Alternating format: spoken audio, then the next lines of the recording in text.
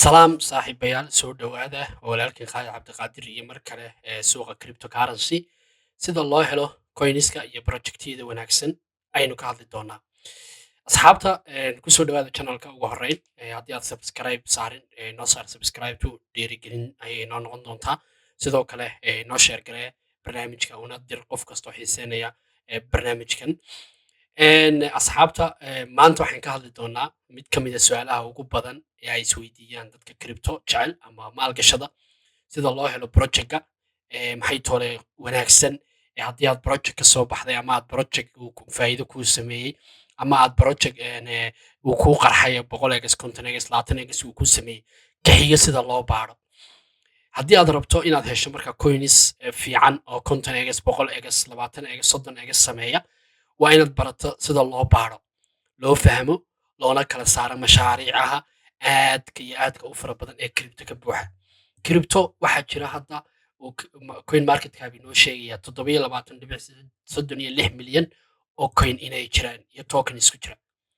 so waxaas oo dhan waxaynu ka soo saaraynaa project sax ah oo aynu maalgashan karno oo aynu lacagteenna ku aamini karno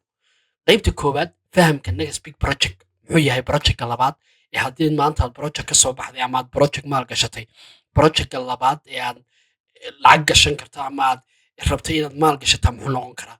wax walba lacag lama geliyo wax walba lama maal gashado nagas muxuu noqon karaa project waaweyn ama projectiyo waaweyn waxa uu leeyahay projectka ugu weyn aad rabtay inaad aad maal gashataa lacagtaada ku bixisa waa inaad astaamo wanaagsan oo saddex aad ka heshaa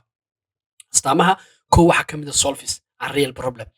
waa inuu wax xalinayo xal waa inuu keenayo dhibaato dhab ah oo jirta waa inaad xal u hesho projectyada cryptocurrency qaar maxay xaliyaan qaar waxay xaliyaan transactionada qaar gas feeska ay fududeeyaan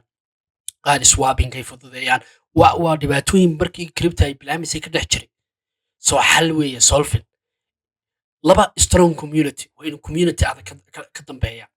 community adag haddaanu projectu lahayn bulsho firfircoon iyo maxay toole aan bootis ahayn project la maalgashan kara maaha saddex backed by smart money inay lacag adaga ka dambayso waxay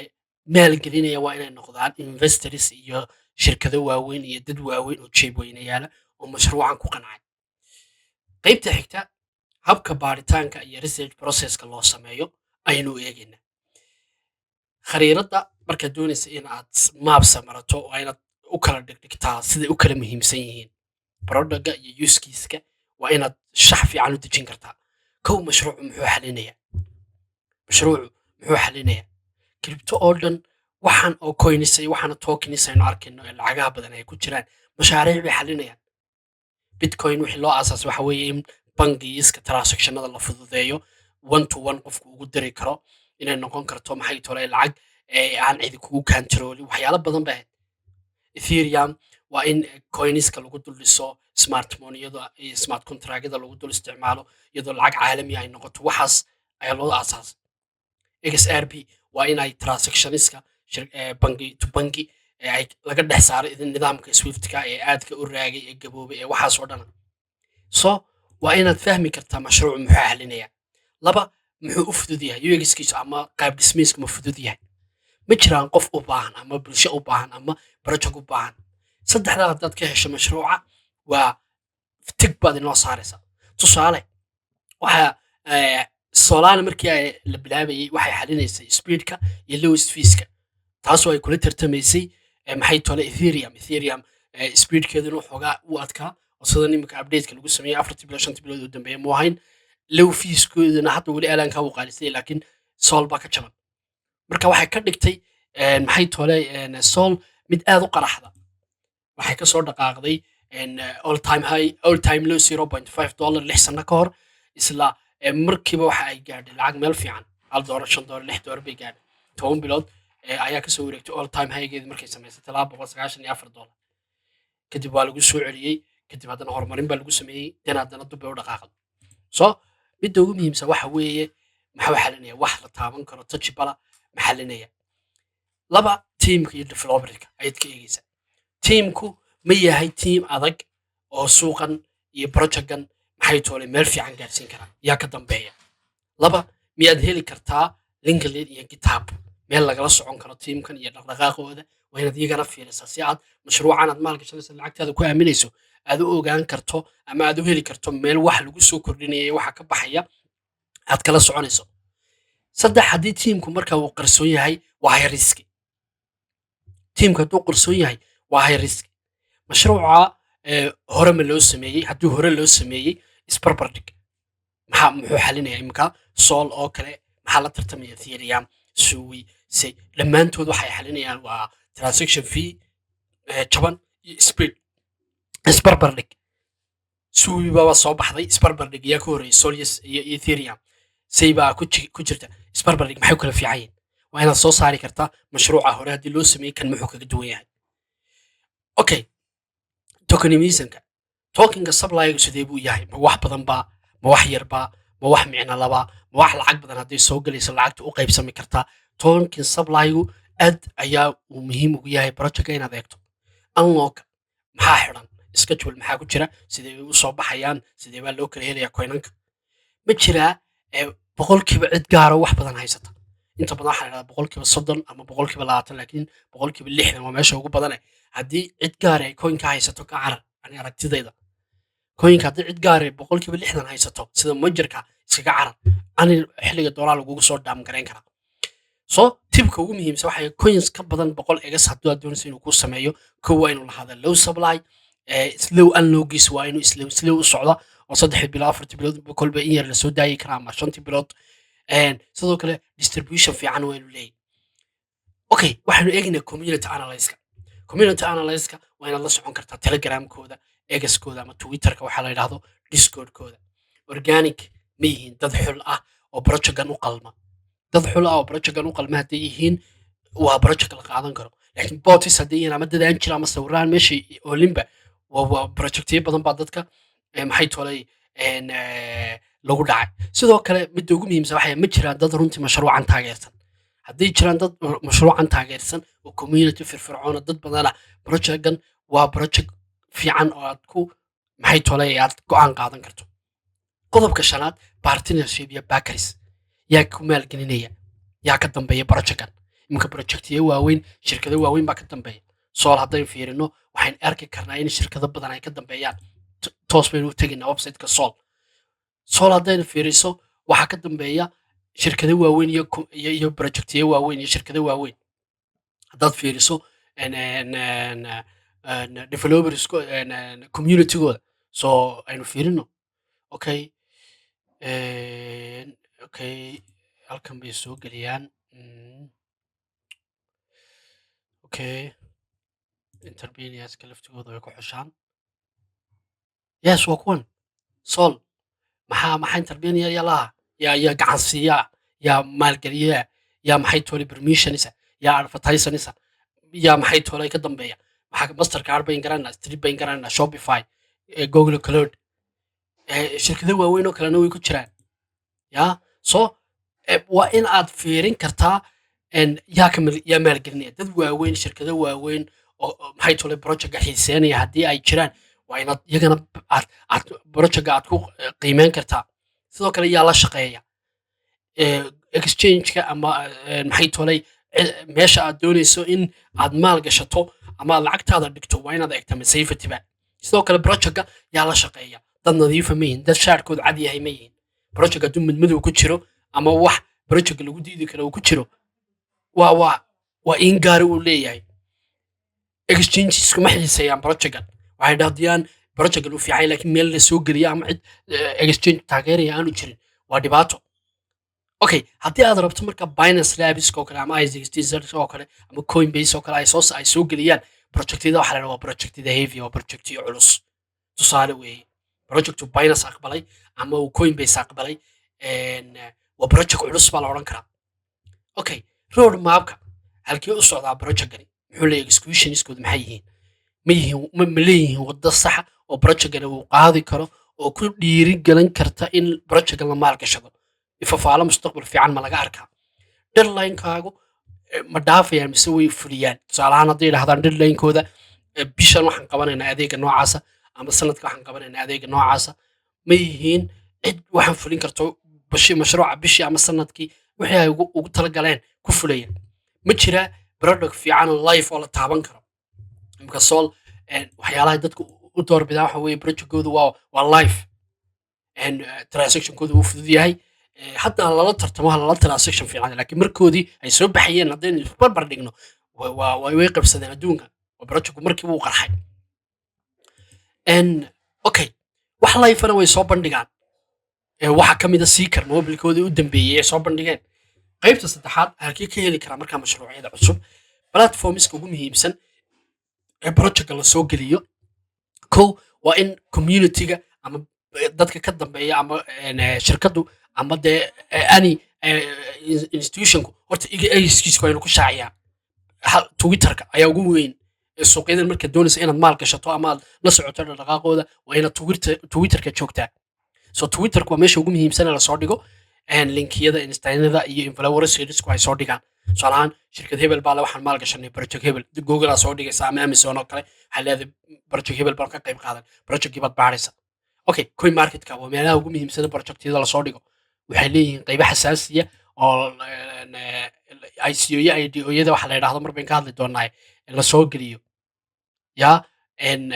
waanad ka qayb qaadan kartaa waanad ka qayb qaadan kartaa ICO-yadii iyo IDO-yadii ama upcomingka waxa la yidhahdo projectyada imanaya projectyada soo socda waxyaalaha la raba in ay dhowaan yimaadaan so waad ka qayb qaadan kartaa meelaha la keeno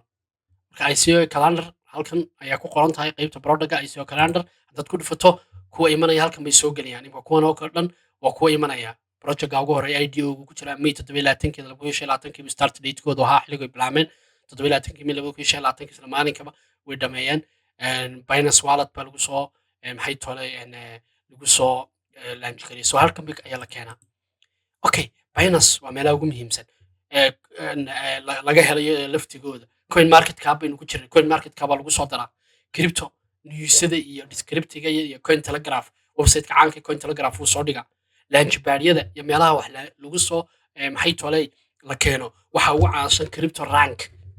this website waa crypto rank waa meelaha ugu caansan ee la keeno maxay tolay ICO-yada iyo IDO-yada crypto rank yes this website wuxuu leeyahay qayb upcoming waxaa la yidhahdaa ICO IDO waa la yidhahdaa okay markaad timaado halkan waa kuwan ICO IDO-yada launchpad-ka waa kuwan launch pool-ka meelahan waxaan oo dhan wayn ka hadli doonaa mar barnaamij gaar so halkaasaa laga helaa okay launchpad-yada Binance baa ugu weyn OKX Polkastar CoinList coin telegraph waa meelaha ugu waaweyn ee laga helo GitHub lafkeedooda haddaad si fiican u isticmaasho waad ka helaysaa okay qaybta afraad waxaynu eegi doonaa calaamadaha projectka waaweyn ee bullishka lagu garto kow active developer teamkooda waa team wax karkariya waa team projectka karkariya waa team projectkan u haysta inay yihiin wax mar walba laga sugayo oo hooya project waa yahay developerskoodu inay team active yihiin high TVL waxa weeye total volume localka lacagtii ay hayaan lacagtii investorsku ku aamineen iyo usersku waa inay hay noqoto lacag badan way soo geli kartaa low market cap waa inuu yeeshaa waxa big market cap yahay lacag badan bay ku jirtaa price-kiisu high buu noqonaya so la iskuma hadlayn karo liquidity strong narrative waa inuu narrative markaa adag oo shaqeynayo oo la xiiseynayo waa inuu ka tirsanaada AI-ga RW-ga real world asset-ka gaming-ka datada layer 2-ga maxay tolay coinaka projectyada kale la yaqaano sida decentralized financialka DeFi-ga dhammaantood liquidity adag weynu leeyahay lacag adag wayna soo gelayso sidoo kale community-ga ka dambeeya community weyn yahay teamka iyo la aqoonsan yahay dad la garanayo oo la yaqaano tiimamka qaar baa tiimam shaarkooda cad yahay oo projectyo hore aad u soo kala kiciyey ama projectyo hore ka soo shaqeeyey okay qaybta shanaad waxaa laga rabaa inaad markaa ka fogaato waa kuwan haddaad doonaysa inaad project maal gashato waxaad ka fogaanaysaa team banner iyo tokenism xun intaa ka foga way jiraan projectyo badan baa jira hay badan iyo product la-aan coin la buunbuuninayo ama token la buunbuuninayo oo hay badan la saaray product la-aan wax allaali wuxuu fulinayo ama wax la taaban karo tajibana aan jirin sidoo kale 70% tokenisku waa xidhan yihiin ama cid gaaraa leh cid gaaraa haysata ama cid gaara gacanta ugu jirtaa so waa inaad taana ka fogaataan riski buu leeyahay coinku ama tokinku hadduu 70% ama 60% wixii ka badan ilaa 70 cid gaara uu gacanta ugu jiro sidoo kale road map beena waa in road mapku waxaan wax jira ahayn tusaale ahaan waxbaan iska soo warwalaaqi karaa waxaan odhan karaa projectga waa noocan iyo waa noocan waxna waa bay wax la fulinaya ma jirto waa inaad ka foojignaataa marketka waa inuu teknolojiyad fiican uu marketingkoodu leeyahay wax fiican oo la taaban karo so marketing keliya ayay leeyihiin qaybta hypeka ama coinaka la raba in laga fogaado waxay leeyihin marketing bana oo keliya oo aan lahayn technology iyo wax touchable oo la taaban karo sidoo tvl bana ayay samaystaan qaybta lixaad tusaale aynu keenno solana markay bilaamaysay aad bay jiib ahayd way jilicsanayd way jabnayd sorry wax jaban bay ahayd jiib bay ahayd fastina way haydo wax aad u degdegay ahayd developers badan baana jiray oo markaas maxay tole ilaa haddana develop gareeya projectka sidoo kale narrative xooganna way lahaydo dee layertooyadu markaas firfircooni badan baa ku jirtay iyo in loo baahan yahay transaction fudud iyo speed iyo gas fee fudud sidoo kale dad waaweyn investors waaweyn baana maal gelinayay oo ka dambeeyey community firfircoon baa ku jiray markiibana waxay noqotay project boqol ega sameeya $8 bay dad ka soo qaateen ama 0.5 $6 $5 bay gaadhay $8 bay dad ka qaateen muddo yar bay hayeen $200 iyo dheeraad bay gaadhay okay haddii aad rabto marka inaad hesho project iyo xiga oo qarxi doona waa inaad raacdaa road mapka lixda ee ugu muhiimsan tallaabooyinka ugu adag kow waa in use case leeyahay waxan waa inuu shaqo qabanayo